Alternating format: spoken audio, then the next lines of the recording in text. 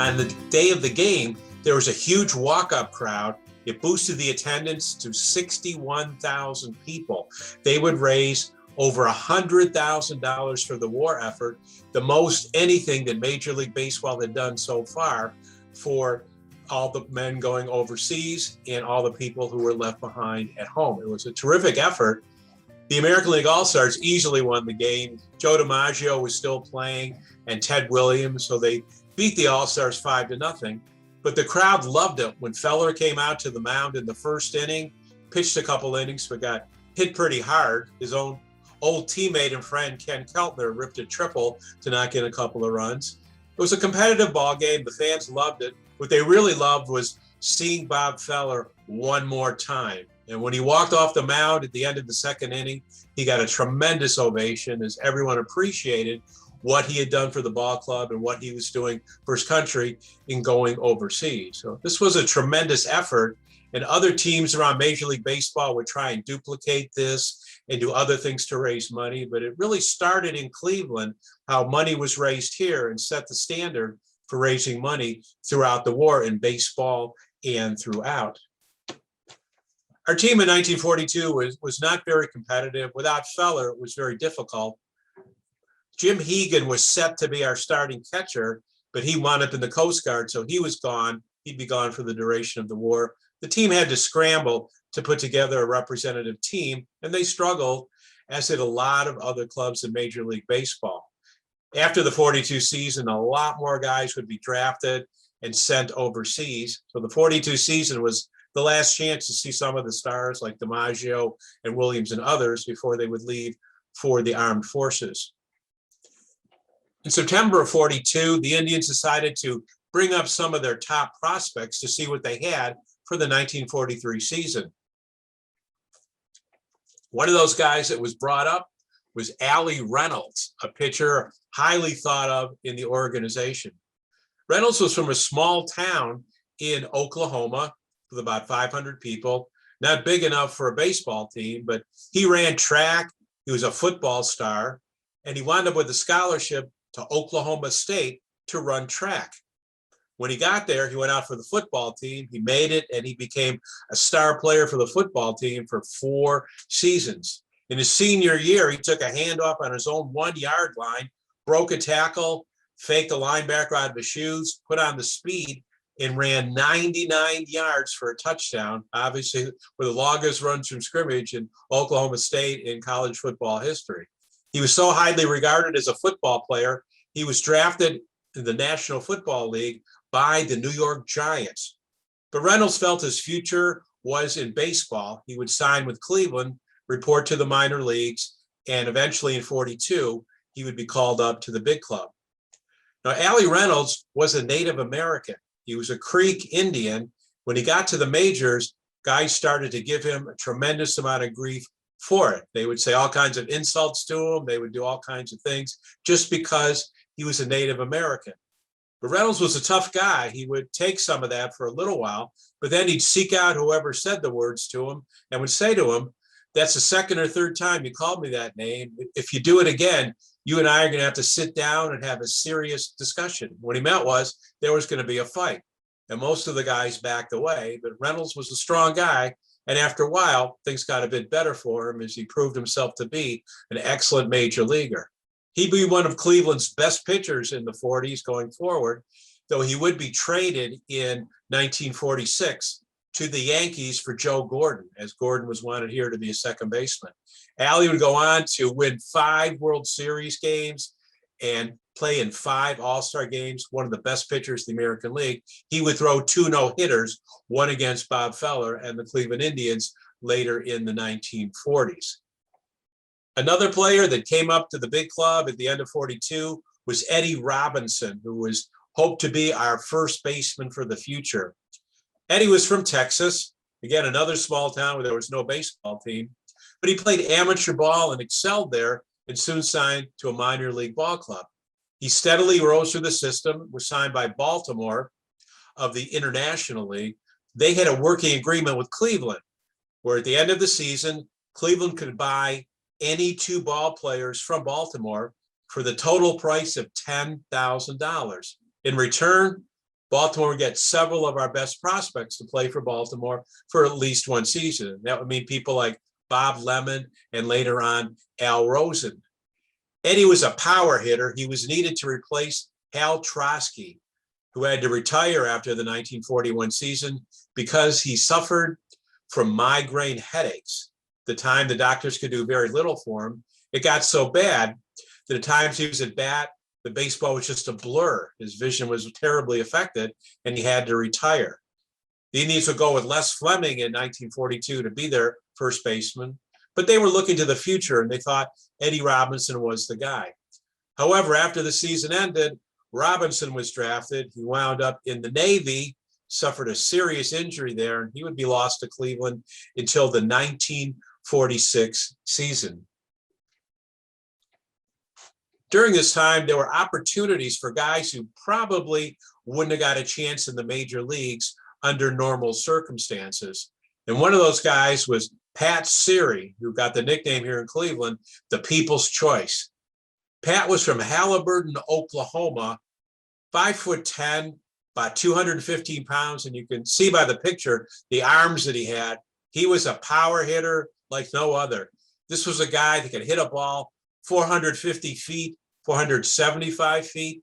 He hit balls out of stadiums, over parking lots. It was just awesome to see how he could hit. But he had a fatal weakness that would plague him through his major league career. And when he was in the minors, he struck out quite a bit. Eddie Robinson, we just talked about, I was lucky to have a conversation with Eddie when he was probably about 97 years old. But he remembered Pat Siri clearly, and he laughed when he told me, said the thing about Pat, when he came up to hit, it was either a home run or a strikeout. No singles, no doubles, no ground outs, no pop outs. It was one or the other. And everybody used to laugh when Pat came to bat. He liked cigars. He liked to drink his whiskey and beers. He became very popular with the fans who gave him the nickname, the People's Choice. Every year, the team would work with him to try and cut down on the strikeouts. But unfortunately, he wasn't able to do that. He would lead the American League or finish second and third every season in strikeouts, sometimes as many as 120 or 130, which was outrageous at the time. Though today, he'd be well at home. He'd probably be making $20 million a year because of the home runs he could hit. Nobody would be concerned if he struck out 130 or 140 times. The club stuck with Pat for a number of seasons, but by 1947, they had had enough. He was not improving his batting average with the strikeouts. They sent him to the Chicago White Sox, and there, Pat would make history. In a ball game in Chicago, he came up for the first time, and he probably struck out. But the second time, he slammed a long home run to deep left field. The fans in Chicago gave him a nice ovation. They, too, liked Pat and really enjoyed to watch him, especially when he hit one out of the park. His next time up, another long home run to deep left field for 2 homers in a row. The crowd really gave an ovation. They were really seeing a show from Pat Siri. His third time up came in the 7th inning, and amazingly, Pat slammed another home run, his third in a row, way back to left center field. And now he got a tremendous standing ovation from the fans for 3 homers in a row. But he wasn't done. The game went to extra innings, and Pat got a chance to hit in the 10th. And everybody stood up wondering, could he hit 4 and tie a record that went to so few? Well, Pat took a mighty swing and crashed the baseball as soon as it left his bat. Everybody knew it was going way over the left center field wall. Pat hit 4 home runs in a row. He became the 5th man in Major League history to accomplish this. And he was in great company. Lou Gehrig had done this previously. Chuck Klein for Philadelphia, who would be in the Major League Hall of Fame. Going back to the early 20th century, Ed Delahanty, a Clevelander, had hit 4 in a row. And Bobby Lowe back in the 1890s in the old National League. Now later, other people would do that, Mike Schmidt and Willie Mays, but at the time, it was an unbelievable feat. And even though Pat's career would end the next season, nobody ever forgot Pat Siri, the People's Choice, for his ball game of hitting 4 home runs in a row. The Indians in 43 were not very competitive again. They were improving a little bit, but more and more players were going overseas. Before the war would end, over 500 major league ball players would serve in the armed forces, double that amount from the minor leagues. The minor leagues were so bereft of ball players, a number of them had to shut down until the war ended. They didn't have enough players to field the ball club. It really got difficult in the majors as well, as a lot of 38-year-old veterans and 40-year-old veterans were now playing baseball, and guys in the early 20s who might have had an exemption, who didn't really belong, were getting their shot to play in the major leagues. 1944 would be a pivotal year in baseball around the world, and of course the war. In June of 1944, the Allies invaded at Normandy, France. They landed on the beach. This was a massive assault planned by General Eisenhower. Tens of thousands of troops landed. American, British, and Canadian landed on the beach. They were supported by several hundred warships firing on the German positions and hundreds of planes launched from aircraft carriers bombing the German positions. This would not be an easy fight. There would be tremendous casualties on both sides.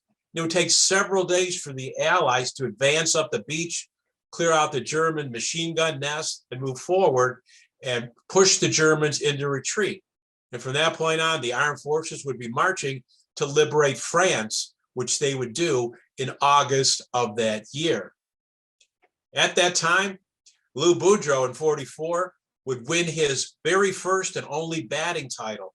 He would hit .325, lead the league in hits and doubles, and be all around one of the best players in the American League. With Ali Reynolds pitching and others, we started to improve. Steve Gromek joined the pitching staff. The Indians were a better ball club. The highlight of the year was Mel Harder in May winning his 200th ball game as a Cleveland Indian.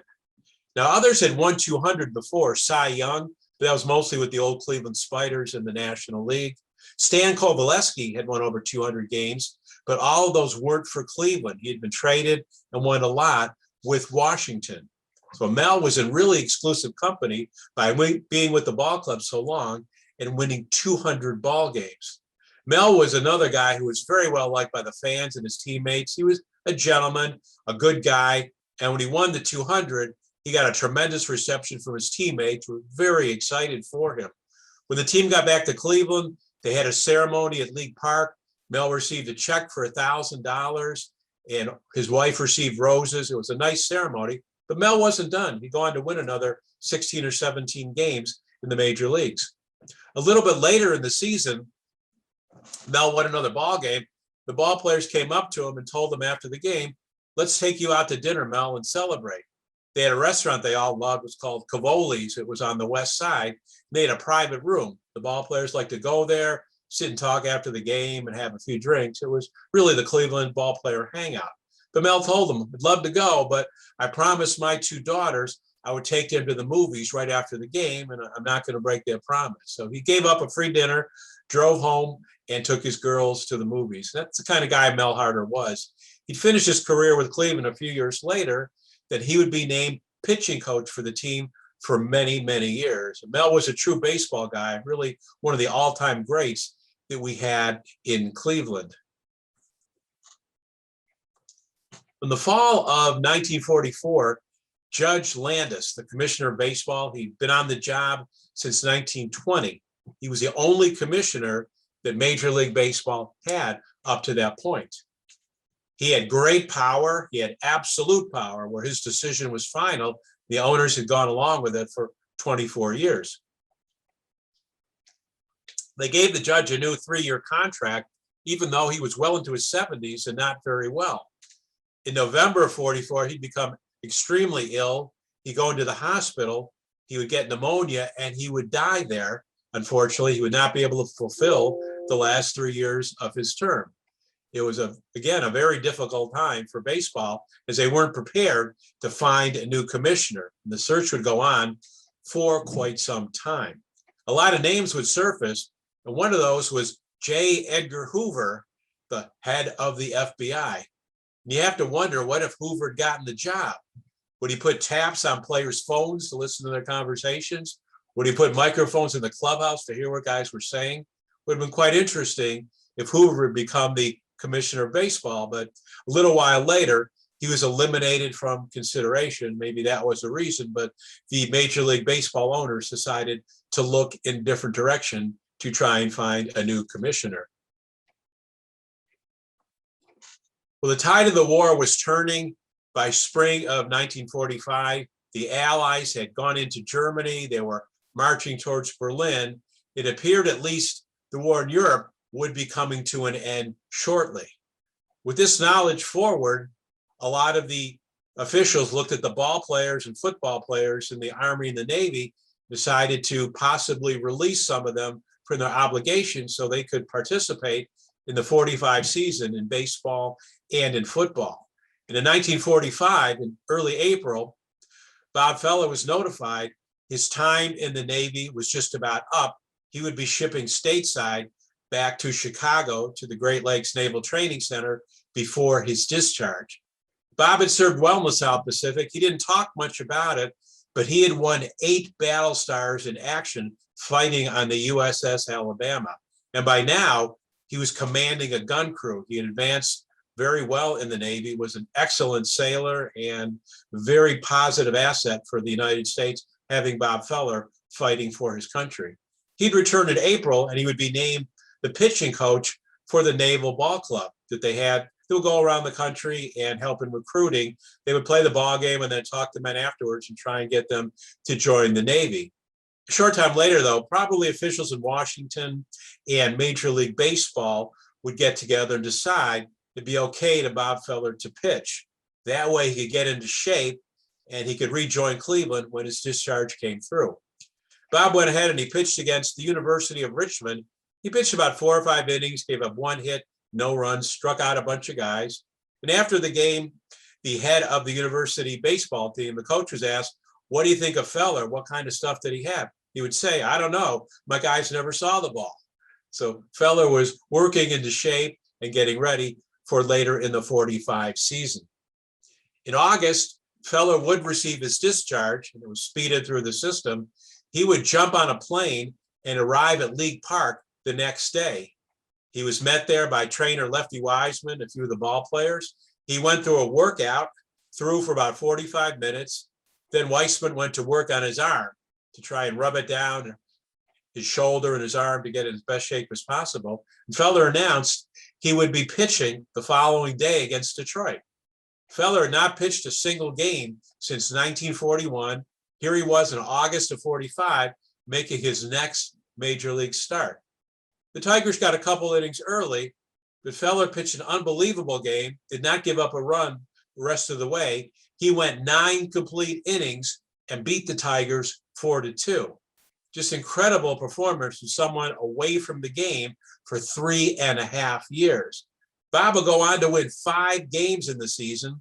When it ended, he would take off and go on a barnstorming tour, go all around the United States and to Mexico and play baseball for the next several months, getting his arm in shape for the 46 season. So he would return and contribute to the ball club mightily the following year.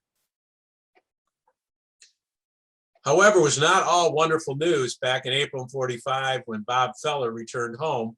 President Roosevelt was vacationing in Warm Springs, Georgia, where he had a cerebral hemorrhage and he passed away. Roosevelt had been a great booster of baseball during the war years. In 42, the owners looked to him to ask him, what should we do? Should we field ball clubs? Should we shut down? Roosevelt told them, no, I want you to go on and play. I want you to play as many night games as you can so that people working and those in the war plants and working in the war industry could have a chance to relax, forget about their troubles, forget about their people overseas fighting, and enjoy a baseball game. Baseball continued because of Roosevelt's efforts and being a real supporter of the game. In early 45, Clark Griffith, the owner of the Washington Senators, presented his season's pass to President Roosevelt as he had done the previous 3 years. Roosevelt advised him he would be there at opening day in Washington to throw out the first ball, as he had done every season. Unfortunately, the president had passed away, and Harry Truman was now our president. Things had changed dramatically, and Roosevelt did not get to see the end of the war. In May, the Germans would surrender, and more ball players would be coming home from overseas to rejoin their ball clubs. In the 1946 season, one of those returning was outfielder Bob Lemon. He was a center fielder and part-time third baseman. He made the Cleveland lineup and was starting at opening day in center field. He looked great out there, made some great defensive plays, but he didn't hit very well. And after a while, Boudreau realized Lemon was probably not able to hit major league pitching on a regular basis. He sat him down on the bench, not sure what to do with him. A short time later, some people from the Yankees told Boudreau that they had seen Lemon in Honolulu when he was with the Navy. He was pitching for the local ball club there, and he threw pretty well. He had a fastball and a curveball that Boudreau ought to try him out on the mound. So Boudreau gradually gave him a chance as a relief pitcher, and the more he pitched, the better Lemon got. And by 1947, he'd be an important member of our starting rotation with Bob Feller.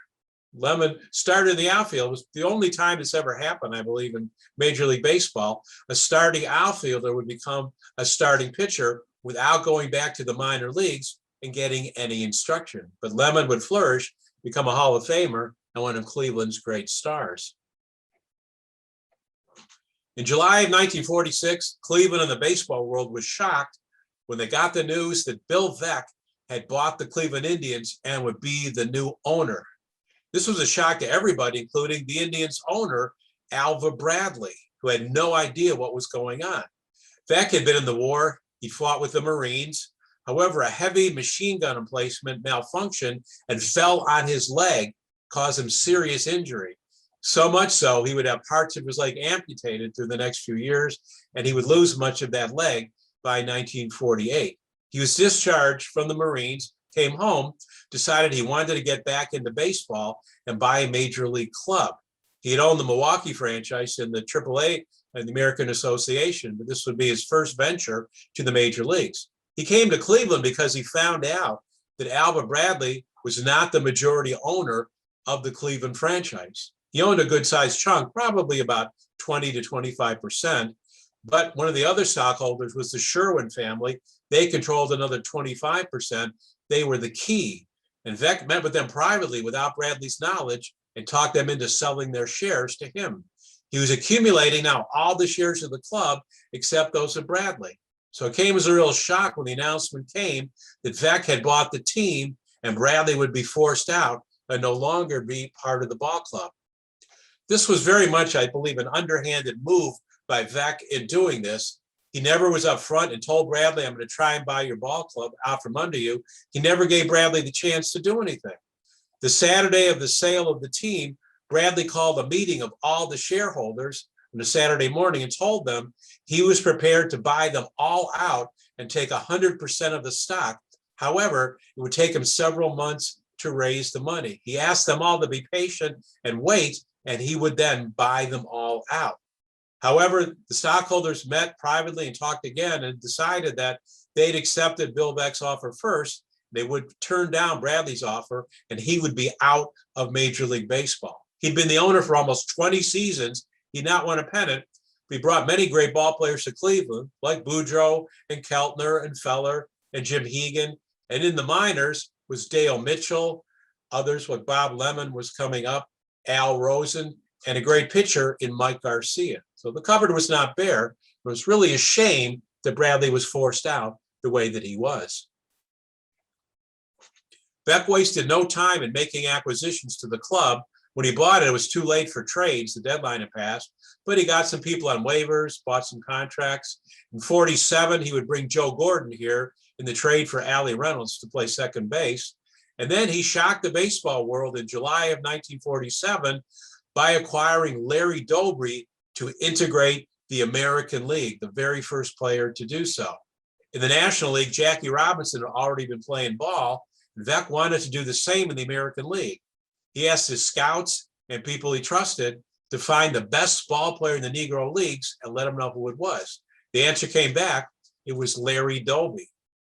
Veeck then sent his chief scout to Newark, where he was playing in the Negro Leagues, and the scout confirmed Doby was a great ball player and he was worthy to be signed.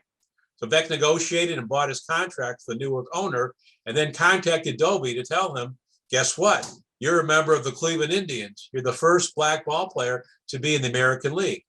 And Doby had the right temperament for it. He was quiet, reserved. He had a very even-minded temper, and he was determined to do good in the major leagues. And that meant not responding to all the torment he would receive from fans and players alike, who would call him incredibly bad names, use all kinds of terrible language. He couldn't stay in most of the hotels the white players did. He couldn't eat at the restaurants, the nightclubs, but he took it all in stride, kept quiet, and just worked on becoming a ball player and being a major part of Cleveland. There was nowhere for him to play in the beginning as he was an infielder. Beck hadn't thought that out. We had Eddie Robinson at first, Joe Gordon at second, player manager Boudreaux at short, and Ken Keltner at third. So where are you going to find room for Doby? Boudreaux really couldn't do it. So Doby wound up being a pinch hitter and a pinch runner, didn't offer much to the team in 1947. However, when spring training began, Tris Speaker was summoned to come to Arizona. Hank Greenberg was now in our front office as an executive. The two of them worked with Doby to teach him how to play the outfield. He was a very quick learner, and by opening day in 48, he became a starting outfielder and would hold that job with Cleveland for the next 10 seasons. Larry was a great outfielder, could run terrific, go back on baseballs, make great throws to the infield, became an excellent hitter, a 300 hitter with some pop in his bat.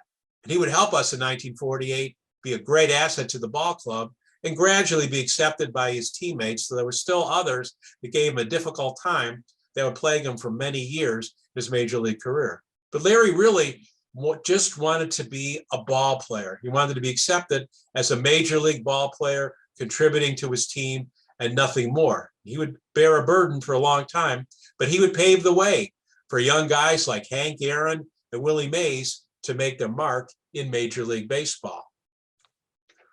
One of Bill Veeck's chief acquisitions in 1948 was bringing Gene Bearden, a pitcher, to Cleveland. Bearden was in the Yankees organization. He had fought in the Navy. He had been severely injured when his ship was torpedoed by the Japanese. He was knocked unconscious, had a severe head injury, had to be rescued by an officer and put on a boat where they drifted for a day or two. And he was in naval hospitals for many, many months recuperating. He came back to the Yankee organization, and Bill Veeck found out about him. Apparently the Yankees weren't too high on him, and Veeck worked out a trade to bring Bearden to Cleveland.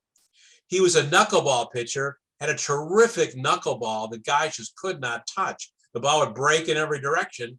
The great thing was Bearden could pitch every 2 or 3 days because it didn't put much strain on his arm. He'd be a key member of the 48 rotation with Lemon and Feller and really help us to fight for the pennant and go on to the World Series. Veeck wasn't finished by any means. A little bit later, he bought the contract of Sam Zoldak from St. Louis to bring him in to pitch. And he bought the contract of the very famous Satchel Page, who everybody knew all around the United States. It's the greatest pitcher in the Negro Leagues, and Satch would now be pitching for Cleveland. Satch came here with all kinds of stories and excitement. Fans would flock to Cleveland Stadium and all around the American League when Satch came out to pitch. Though he was probably about 41 years old already, he was terrific down the stretch. He won 6 out of 7 ball games, really helped Cleveland win the pennant. He was outstanding and went about his job like it was nothing. He'd go out and pitch 9 innings every 4 days and say, in the Negro Leagues, I pitch every 2 or 3 games. This was like a vacation, even though it wasn't. Satch was a big help to us in 1948. Cleveland battled Boston and the Yankees right down the wire to the end of the season. Cleveland had a chance to win it outright, but lost a ball game, finished in a tie with Boston. There had to be a playoff, the very first in American League history. It had to be in Boston at Fenway Park against Ted Williams and Bobby Doerr and all kinds of big hitters that Boston had. But Lou Boudreaux wasn't worried. He announced that Gene Bearden would pitch and Bearden would do well. He would give up 3 runs, but the Indians would score 8. Boudreaux having a sensational year with homer twice, Ken Keltner having a career season with homer as well, and the Indians would romp 8-3 and go on to the World Series to play the Boston Braves. In game 1, of course, Bob Feller was the starter. He was locked up in a pitcher's battle with Johnny Sain from Boston, an excellent pitcher. It went scoreless until the bottom of the 8th inning when Boston got a runner on first. He was sacrificed to second. A pinch runner came in. The runner on second now and 2 outs when Lou Boudreau called for the pickoff play. The Indians had done it throughout the season. They were really good at it. He flashed a signal to Jim Hegan. Hegan flashed a signal to Feller. Feller would count 1-2, whirl and fire to second base. He threw a strike. Boudreau was there. The tag was on. It appeared the runner was out. But the umpire was from the National League, Bill Stewart. He wasn't paying attention. He was out of position, and he called Macy safe. As you would think, unfortunately, it always happens. The next hitter, Tommy Holmes, singled to left field. That was making the score 1-0. Feller would lose it 1-0, and he would not win a game in the World Series. He'd have another chance in Game 5, but he would lose it, and that would be it for Feller. He would never win a World Series game despite a fantastic career. Cleveland came back to win the second game behind Bob Lemon. Beard would win a game for him. They were up 2-1 in Cleveland when they had the crucial game. Whoever won that game would be in a good position. Up 3-1 or tied 2-2. It fell to Steve Gromek, who'd been a spot starter for Cleveland for some of the season. He hadn't pitched in the last 2 weeks, but Boudreau went to him to give Feller 1 day's rest. And Gromek would go out and pitch the game of his life, would only allow 1 run throughout 9 innings. Larry Doby would provide the margin of victory by homering in the 4th inning to give Gromek an advantage of 2-0. He'd hang on without giving up a run and win the game 2-1 and putting Cleveland up 3-1. We're in a commanding position. We thought we'd win it the next day, but Feller had nothing on the ball. He was knocked out of the box in the 6th inning. We had to go back to Boston, but it was Bob Lemon pitching 7 strong innings despite a sore arm.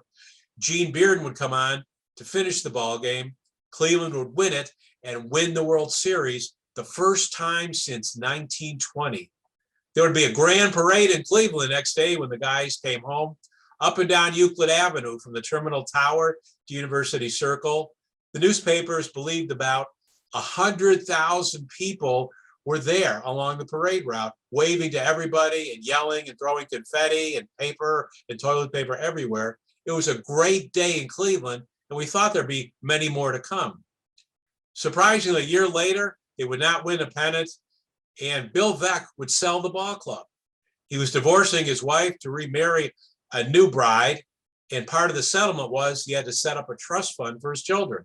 Veeck was very free with his money. The only cash he had was his stock in the Cleveland Indians. So he would sell, he would be gone to Cleveland in just 3 years. But in that time, he did bring a World Series here and a victory and gave a lot of pride and happiness to the people from Cleveland, especially after World War II. People really needed a lift, and Veeck would provide that with his antics and all the shows that he put on at Cleveland Municipal Stadium. Unfortunately, that would be the last World Series we would win. And this year, we hope once again in 2022, maybe we can break that string. Well, that's my talk for this evening. I thank you all for listening. And this is my new book, Victory on Two Fronts. It's all about the team from late 41 through the 49 season, a lot more about Bill Veeck and Satchel Page and Bob Feller, Lou Boudreau, and all the other guys. And again, I want to thank you all for your kind attention. If there's any questions, I'd be happy to entertain those. Okay, yeah, thank you very much. I'll ask our viewers to unmute here if they want to ask any questions. And I have a question. Now, with the minor leagues being suspended, were any of the younger players, did any of them ever express anxieties that if they don't produce, they might find themselves overseas fighting? I'm sure there was a lot of that. Yeah, it depended on your status. If you have to be married and have a children, which some 20 and 21-year-olds did, you might get a deferment for that. Sometimes you did if you were the sole provider for the family. So some of the younger guys pretty much knew they weren't going to be going overseas. So they other ones knew. It was just a matter of being drafted. It took probably about a full year to get the draft really running efficiently. So a number of major league and minor league ball players in 42 just waited, and most of them got to play the entire 42 season before they were called. excuse me, Ken Keltner, our third baseman, was eligible. And he said, I have no problems going in the Army, but I'm going to wait till they call me. I'm not going to enlist. They didn't call Keltner till late in 1944. So he got to play 3 additional years. Other guys didn't get called till 43 and later, so they're able to play. And that happened to some of the minor league guys. Some made the major league rosters. Some performed fairly well. Others didn't. And in 1945, when a lot of the guys came back, they would lose their jobs. They'd get a chance in spring training, but they would be gone. So it was a mixed blessing. You might get a shot at the major leagues, but you weren't really good enough for it, and you'd be looking for other work after the guys came back. Also, I was wondering how easy was it for the teams to travel during those days? I'm guessing there probably would have been a lot of jet fuel rationing and maybe even like a lack of pilots. That's true. The major league teams from 43 through 45 were banned from traveling to Florida or California. They had to train in the Midwest. In spite of the weather that we have here, most of the teams went to Indiana to train there. A few of them trained in upstate New York. You can imagine what they went through in March as they would try and go outside, but it'll be 36 degrees and snow. They had a really difficult time in spring training. Most of them worked out in field houses, in basketball courts and track and field. The Indians worked out at Purdue University. That's what they did. And one of the years, the weather was so bad, all they were able to do was play 8 exhibition games before the season started.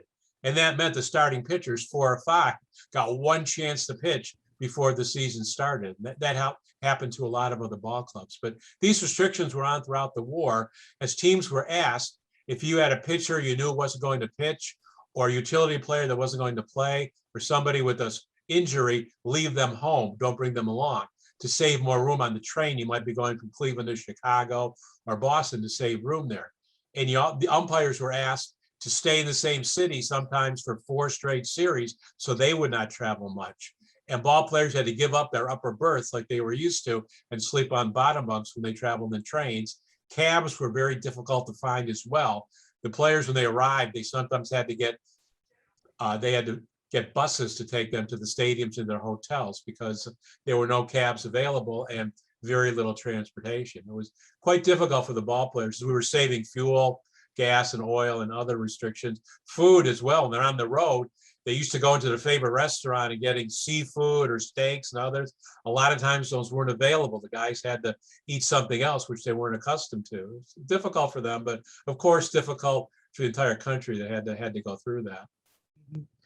And I'm thinking maybe even like the rubber for the baseballs themselves. That might have been a hard commodity to get at times. Yeah, there was a shortage. They wound up using synthetic rubber for several years. So the ball was a little bit different.